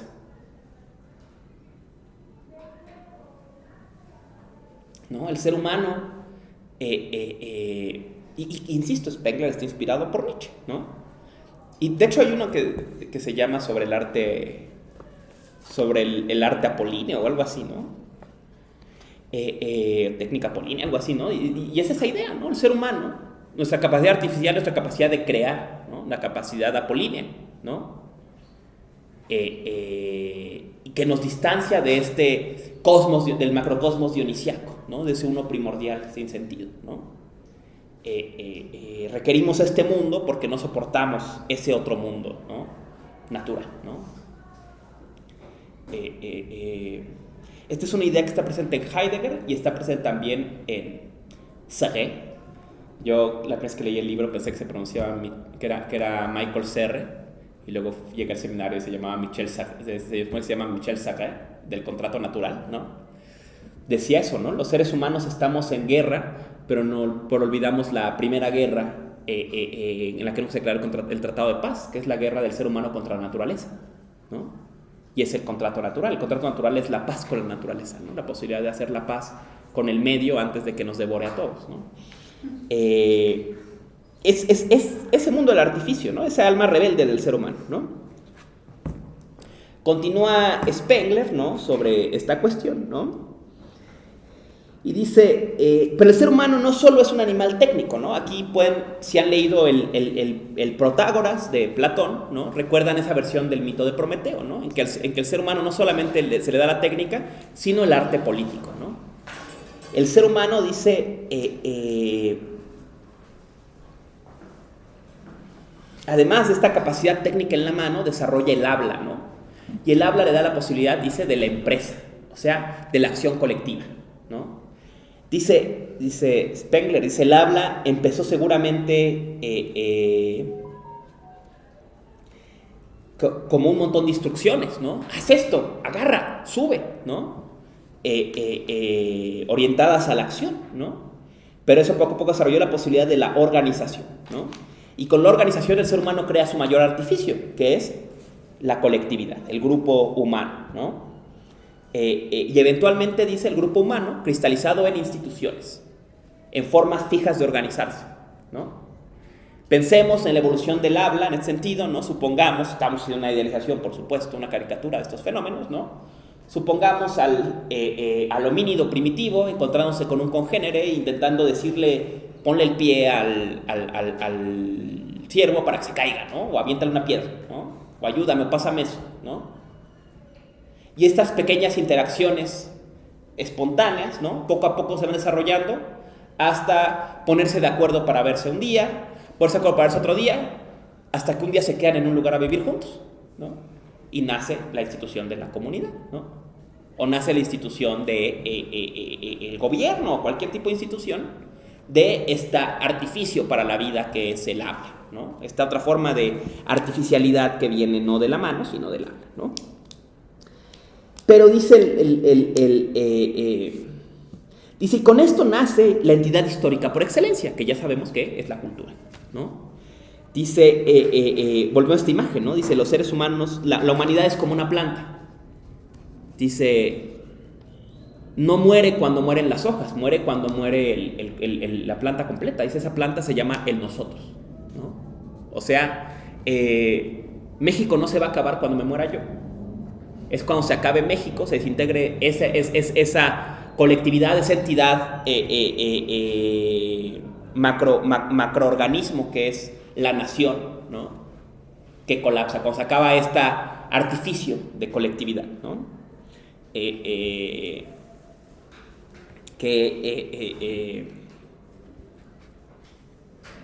se acaba, ¿no? Digamos, esta entidad que es el nosotros, ¿no? Dice, pero el ser humano, ¿no? Siempre preserva su carácter rebelde, ¿no? Y este carácter rebelde se expresa, ¿no? En la tensión, dice él, del solitario, del bohemio, del conquistador, ¿no? del que está siempre en choque con la organización colectiva, ¿no? La sociedad humana, por su propia naturaleza de animal de rapiña, está en un eterno fenómeno, proceso de tensión, ¿no? Una tensión irresoluble entre la colectividad y el individuo, ¿no? Esta tensión, veremos más adelante, va a ser abundantemente estudiada por Hajime Tanabe, ¿no? Tanabe va a decir, el gran error del pensamiento totalitario, particularmente el militarismo japonés, es el temor al disenso. Dice, ¿Al qué? al disenso. Dice, el individuo nace del disenso. Tú eres tú porque te revelas a lo que los demás creen. Pero solo porque te revelas, la comunidad cambia. Entonces dice él, dice en el texto sobre esta cuestión, ¿no? Dice, los marxistas tenían razón al poner la lucha como centro de la historia. Su error es pensar que la lucha es resoluble. El conflicto es la esencia misma de la colectividad. Y es un conflicto irresoluble y al que no hay que tenerle miedo, ¿no? O sea, la comunidad funciona porque no estamos de acuerdo, ¿no? Bromeamos a desde esto, ¿no? Si estamos de acuerdo, nos equivocamos todos. Tiene que haber alguien que cree algo diferente para que te diga, oye, ¿y no has pensado B? ¿No? Todos creemos A, pero oye, ¿y B? ¿No? Y hay un valor en que I, B exista siempre, ¿no? Pero bueno, ¿no? Esta tensión irresoluble, ¿no? Para ir cerrando, ¿no? Este recorrido por decadencia, por el hombre y la técnica, ¿no? Dice,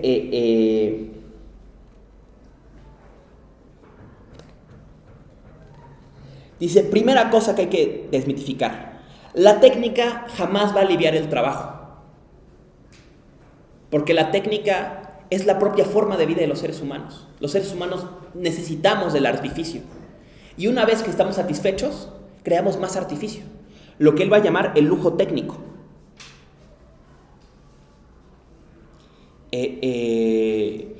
Dice, la época actual es una época de dominio de la técnica, o en que la técnica se vuelve fundamental, porque se acelera el tempo del desarrollo técnico, el tempo de las invenciones, o sea, hay cada vez más invenciones, y esas invenciones cada vez crean más necesidades, ¿no? Lo que él llama el lujo técnico, ¿no? O sea, el ser humano no quiere llegar a un estado de bienestar. Una vez alcanzado, deja de trabajar.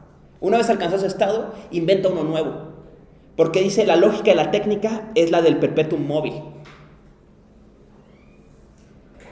Esto también lo dice Junga, en la movilización total, ¿no? La técnica solamente sabe seguir, no tiene fin, ¿no? Y una vez que tienes todo, el siguiente paso es inventar algo nuevo que querer, ¿no? Una vez que tienes todos los productos técnicos para hacer tu vida más fácil, se inventa el siguiente, ¿no? Una vez que conquistamos ese recurso técnico, inventamos unos nuevos recursos que conquistar, ¿no? Dice, esa es la lógica de la técnica, ¿no? Dice, y el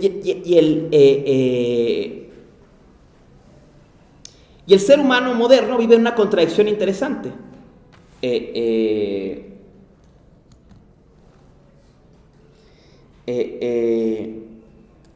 Dice, el mundo fáustico, o sea, el mundo moderno, el mundo de la decadencia de Occidente, pues así lo escribía también, ¿no? Es un mundo en el que el ser humano está buscando convertirse en Dios, convertirse en el centro, convertirse en el móvil de todo para mí, ¿no? En el dominante de todo lo que existe. Dice en un momento, dice, hoy en día los seres humanos solo ven todo como caballos de fuerza. Dice, cuando el ser humano actual ve una cascada, ve energía desperdiciándose, ¿no? Dice, y esos ojos no los tenía el hombre antiguo, porque no tenía este carácter técnico exacerbado del hombre moderno, ¿no? Dice, el ser humano contempla cualquier cosa y contempla recursos. Y a la vez dice, este mundo fáustico, ¿no? De querer ser Dios, ¿no? Nos encierra en nuestro caparazón, nos asfixia en nuestro caparazón de artificios. La ciudad Petra, reaparece la imagen de la ciudad de piedra, la ciudad Petra, ¿no? La ciudad Petra, el ser humano es un ser artificioso que se ha hecho un caparazón tan grande que el caparazón le ahoga, ¿no? Y si lo dudan, vean el paisaje de la Ciudad de México, ¿no? Y piensen en el producto de semejante artificio, ¿no? un artificio que nos sofoca, ¿no? Y reconocen los seres humanos entonces en este impulso rebelde que este proceso técnico del perpetuum móvil les consume la vida, ¿no? Y por eso hay un impulso moderno a resistir a la técnica. Dice, y ese impulso se cristaliza desde el suicidio hasta la huelga, el intento de poner un alto, de espérate, ¿no? De resistir, un impulso ludista, podríamos decir, ¿no? A resistir a sobretecnificación, ¿no? Puedes pensar quizás también este movimiento al minimalismo en la cultura contemporánea, ¿no? Este intento de resistir a tener tanto, ¿no? A estos lujos técnicos, ¿no? Remata, pues, para cerrar la clase y con cerrar la exposición, ¿no? Con dos cuestiones, ¿no? Dice, bueno, ¿y qué salida hay de esto? Dice, parece decir al final de esta formulación, ¿no? Dice, bueno, parece que el hombre blanco está perdido, ¿no? Porque además dice, no solamente hemos creado este mundo técnico, sino que lo hemos puesto al acceso de todas las culturas. Dice, y poco a poco el propio trabajo de los blancos resulta innecesario. Va cayendo el mundo del hombre blanco. Dice, el hombre blanco dominó el mundo durante milenios sin contienda. Y ahora su propio mundo está cayendo en desuso, ¿no? Él mismo está cayendo en desuso por este mundo de artificios tan complejo que ha creado, ¿no? Dice, ¿a quién le queda resistir a este mundo? Dice, es curioso cómo en los márgenes de las ciudades petras, dice, todavía el sencillo arado resiste en Java o en Argentina, ¿no? Había una estadística hace unos años de que el 70% de la comida que comemos todavía se produce en la pequeña producción agrícola y no en la agroindustria, ¿no? O sea, como a pesar de todo este mundo de artificio, los medios de subsistencia más básicos todavía vienen de formas de agricultura que podríamos llamar primitivas, ¿no? Sin un sentido negativo, todo lo contrario, ¿no? Y remata, ¿no? Aquí este pasaje que les quiero leer, ¿no? Dice, pero para los hombres de color, los rusos quedan incluidos en este concepto. La técnica fáustica no es ya una necesidad interior, solo el hombre fáustico piensa, siente y vive en sus formas. Para es esa técnica espiritualmente necesaria, no sus consecuencias económicas, sino sus victorias. Para los hombres de color, la técnica no es más que un arma en la lucha contra la civilización fáustica, un arma semejante a una rama de árbol que se tira cuando se ha cumplido su fin. Esta técnica maquinista acaba con el hombre fáustico y llegará un día en que se derrumbe y se olvidarán los ferrocarriles y los barcos de vapor, como antaño las vías romanas y las murallas chinas. Y nuestras ciudades gigantescas, con sus rascacielos, lo mismo que los palacios del viejo Memphis y Babilonia. La historia de esta técnica se aproxima rápidamente a su término inevitable. Está carcomida por dentro, como todas las grandes formas de cualquier cultura, pero no sabemos cuándo ni de qué modo acabará, ¿no? Y menciona aquí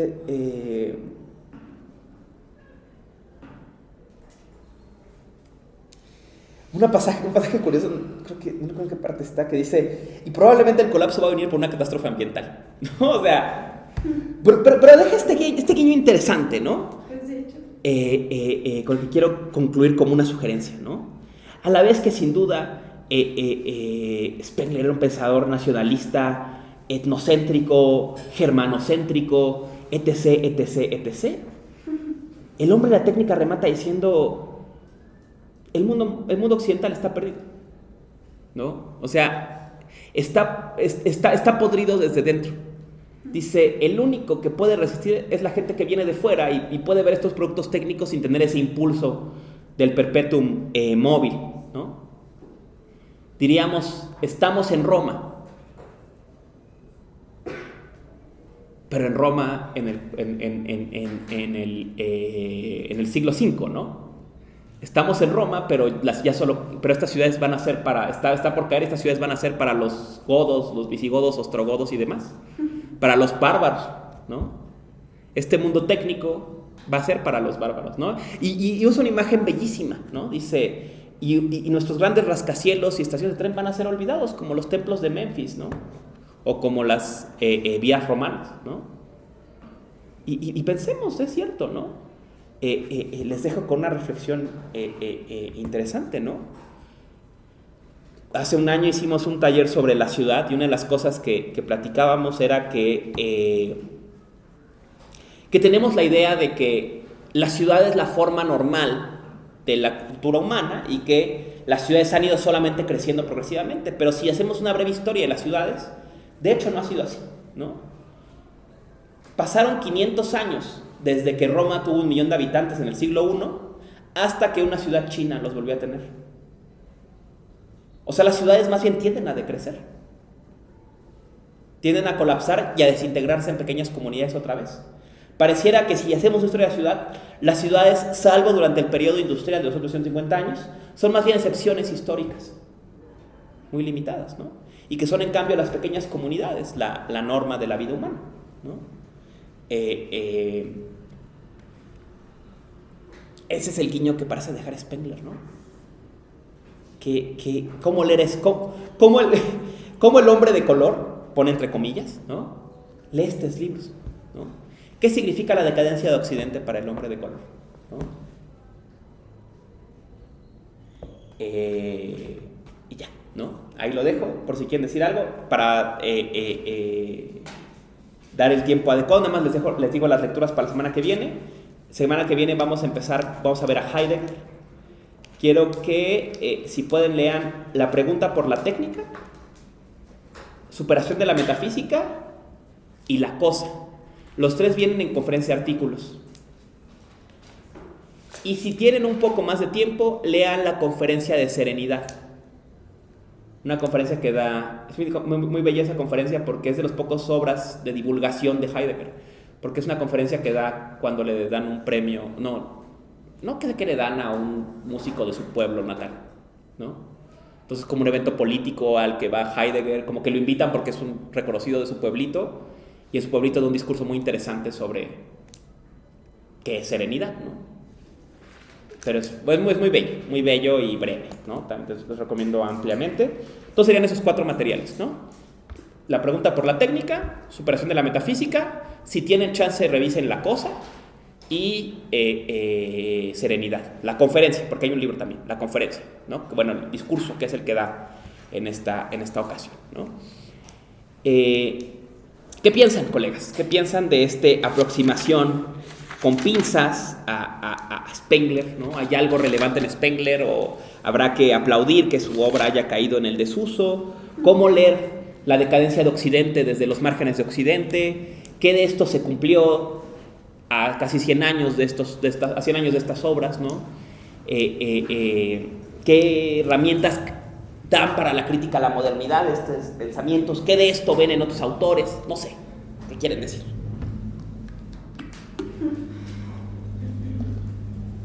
Quería preguntar, son 2 preguntas y una es de las referencias de Spengler.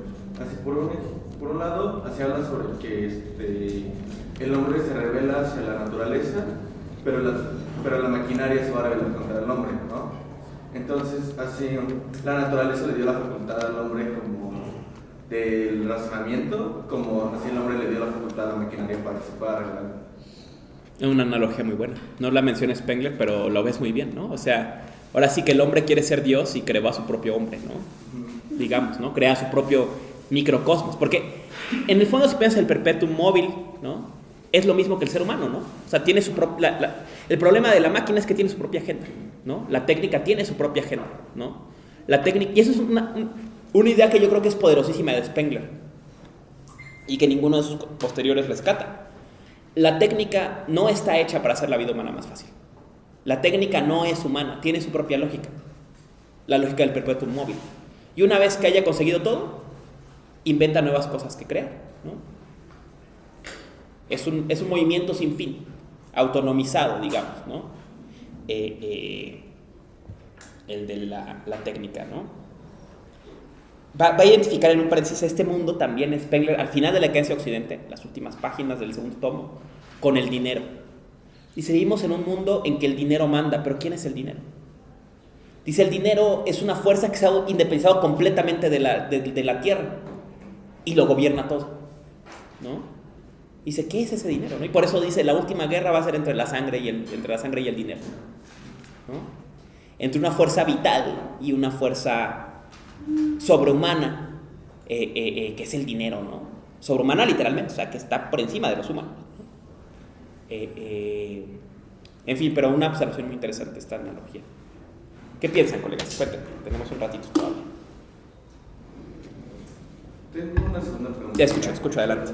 Así también, así habla que la cultura es el protagonismo, bueno, el sujeto protagónico de la historia, pero también menciona que los pensadores tienen el destino de representar simbólicamente su tiempo. Entonces, ¿qué papel juegan los pensadores en la historia? Esta es una pregunta muy pertinente y que vamos a ver, Spengler no la queda mucho, pero ese va a ser un problema muy grande desde Nishida en la escuela de Kyoto, ¿no? Va a decir, ellos van a abrazar un concepto muy spengleriano, que es el concepto, por ejemplo, Nave, del concepto de genus, de lo específico, de la nación, del espacio individual, de la cultura, ¿no? Dicen ellos, los individuos nacen ya en una cultura, la cultura te antecede. Desde que tienes nombre ya eres parte de la cultura, antes de que nazcas. Ya naces inserto en la cultura.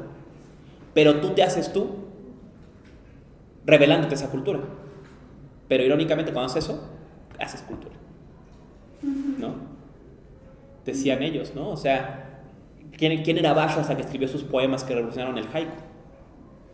Y a la vez que lo revolucionaron, se convierte en el paradigma del haiku, ¿no? O sea, hay un fenómeno de mutua expresión, dirían ellos, ¿no? O sea, el individuo nace de la cultura, se revela a la cultura y en ese acto crea cultura, ¿no? Es un fenómeno interesante, ¿no? De esta tensión entre individuo y cultura, ¿no? O sea, somos capaces, vivimos en un mundo que ya significa, diría la hermenéutica, pero somos capaces en momentos excepcionales de crear sentido, ¿no? Pero hasta en eso hacemos mundo, ¿no? Otra vez, damos forma al mundo en que estamos, ¿no? Y agregaban entonces con el quieto, y en ese acto naces tú, ¿no? Es esa acción performativa que te da tu individualidad, ¿no? Pero es una relación tensional interesante, ¿no? Y es curioso porque, por ejemplo, este texto, si te das cuenta, identifica al conquistador con el rebelde, ¿no? Y yo pensaba mucho en Alejandro Magno, ¿no? O sea, Alejandro Magno se vuelve el paradigma del macedonio, pero lo que Alejandro Magno no quería era regresar, ¿no? O sea, lo que él quería era irse, huir, y en ese acto hace civilización, ¿no? Va creando las bases de lo que fue el Imperio Romano, ¿no? Pero es curiosa esta tensión, ¿no? ¿Algo más, colegas? ¿Algo más que quieran decir? Que se les ocurra, preguntas, observaciones, lo que sea. Sé que Spengler es pesado.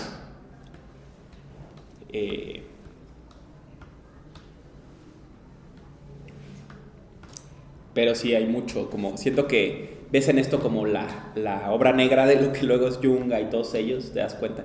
Tiene un ensayo aquí que se llama, que parece de Junga, ¿no? Que se llama aquí está. No, Nietzsche y su siglo, no. Es El carro de combate y su significación en la historia. O sea, parece un texto de Junga y de Spengler. O sea, como te das cuenta cómo empezaban a ver como por dónde iban a hacer esta crítica de la modernidad, pero ese estilo de crítica de la modernidad, pero bueno, queda ahí en estado latente, ¿no? ¿Algo más, colegas? Yo tengo una pregunta. Te escucho, adelante. Justo platicaba con un amigo que está como especializándose en filosofía de la técnica, ¿no? Y él justo también me mencionó hace unos meses a Spengler, también me decía que se parecía mucho a Junger, pero platicábamos, nos surgió esta duda de si se podría hablar como, bueno, mencionaba ahorita que cada ser vivo, digamos, tiene una técnica, ¿no? Y que cada organismo tiene una técnica y que cada nación puede entenderse como un organismo, ¿no? Por lo tanto, cada nación podría decirse que tiene una técnica, ¿no? Sí. Y yo pienso, el capitalismo parece, bueno, a mí me parece que el capitalismo es la técnica de Estados Unidos, ¿no? Entonces, y justo, bueno, hay mucha teoría crítica se trata sobre eso, ¿no? O sea, cómo el capitalismo es justo, ¿no? O sea, esta Amazon que construimos para protegernos, pero nos está como aniquilando, ¿no? Entonces, bueno, gracias a si la técnica o el capitalismo podía ser entendida como una técnica específica del organismo estadounidense, por así decirlo. Muy interesante esta que señalas, ¿no? Sí, en ese sentido sí, pareciera que Spengler supone que cada pueblo tiene su hábito, ¿no? Y con ello su técnica, su forma de expresarse, ¿no? Y por eso dice, ¿no? Solo el hombre occidental está movido por ese impulso fáustico, ¿no? O sea, y curiosamente esto reaparece en los pensadores japoneses, ¿no? Cuando ellos decían, es que nosotros tomamos, Japón se apropia los frutos de la técnica occidental, pero nunca entiende de dónde viene. O sea, nosotros aprendimos a hacer aviones, pero ¿y por qué se hacen? O sea, nunca entendimos nada de eso. Decía, solo agarramos los frutos sin pensar de qué se trataban, ¿no? Y yo no había entendido que esa es una idea que toman ellos de Spengler, ¿no? O sea, toman este guiño del hombre y la técnica, ¿no? O sea, al final ellos son capaces de agarrar la rama y dejarla cuando la acaban de usar, ¿no? Esa idea seguro habría estado en la idealización de ellos, al menos en los primeros días de la guerra, ¿no? Que lo que iban a hacer era agarrar la rama y luego abandonarla. Digo, nunca pasó eso, pero habría otras relaciones con la técnica, ¿no? Sin duda. Y esta idea de los Estados Unidos, ¿no?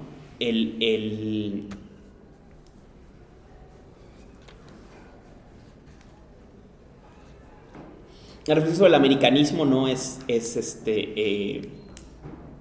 muy propia de la posguerra, ¿no? Porque es justo por la Segunda Guerra Mundial que Estados Unidos entra al escenario como una potencia real, ¿no? Hasta entonces es, bueno, ese actor que está lejos, que es... Una novela que plasma muy bien este problema es la del Gran Gatsby, ¿no? Gran Gatsby, pues, es el millonario americano. ¿Quién es el millonario americano? El millonario ignorante, ¿no? En otra versión también aparece el problema en Titanic, ¿no? En el contraste entre los ricos petroleros y los nobles de Europa, ¿no? O sea, y es Estados Unidos para la cultura europea, ¿no? El rico naco, ¿no? Pero dirán los pensadores de Kioto que van a pensar mucho el americanismo en la época de la guerra, ¿no? Dice, pero que lo vieron es que el naco les ganó a todos. Dice, Europa nos vendió su cultura con libros, Estados Unidos con el cine. Y cuando volteamos, todos nos vestíamos como ellos, ¿no? Hablan de los fenómenos de los Modern Boys y Modern Girls en Japón, ¿no? Todo el mundo abraza su cultura porque su cultura es frívola, pero esa frivolidad se hace accesible, ¿no? Y la cultura, mientras que la cultura europea se adapta al capitalismo, dicen ellos, la cultura americana nace del capitalismo, ¿no? O sea, es su expresión máxima, ¿no? Hay unos videos geniales que cierro con esto la clase porque el profe de la siguiente clase me va a matar. Hay unos videos geniales que he visto que un güey así como a ver los parques nacionales de Estados Unidos y ve así un paisaje y dice, oh, qué bonito, solo le falta un Walmart, y empieza a ponerlo, ¿no? Un Walmart, y otro Walmart, y una gasolinera, y un Ross, y un Ross. Y entonces es la mentalidad del fáustico, ¿no? Y una autopista de 10 carriles, ¿no? Y un freeway de 10 carriles, ¿no? O sea,